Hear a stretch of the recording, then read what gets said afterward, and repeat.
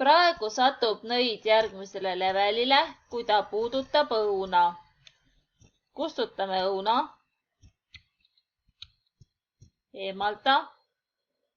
Ja kustutame ka õuna puudutamise käsud. Teeme nii, et järgmisele levelile satutakse teatud arvu punktidega. Andmete alt loome muutuja punkte.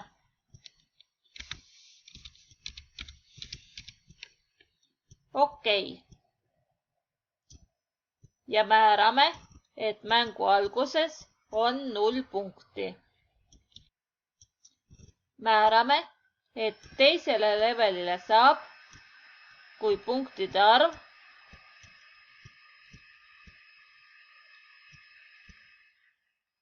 saab suuremaks kui 10.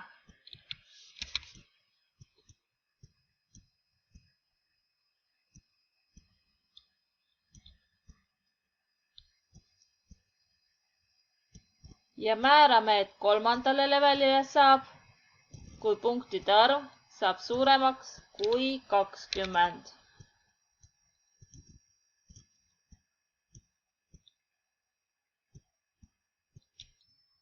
Tavaliselt suureneb punktide arv kas mingite asjade korjamisel või kättesaamisel, aga teeme natuke lihtsamalt. Võtame sündmuste käsu, kui klõpsatakse rohelist lippu. Ja korda lõputult. Ja muudame punkte ühe võrra. Ja et see nii kiiresti ei käiks, siis lohistame siia oota 1 sekund vahele.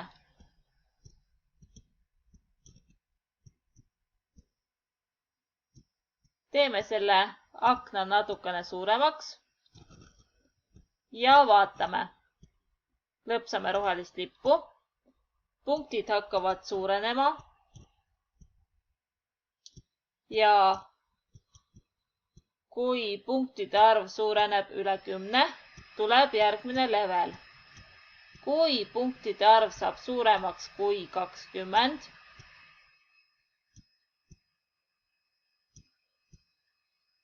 tuleb uuesti järgmine level.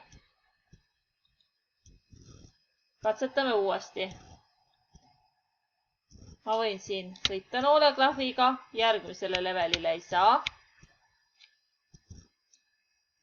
Aga kui punktide arv saab suuremaks kui 10, siis satun järgmisele levelile. Ja samamoodi. Praegu ei saa.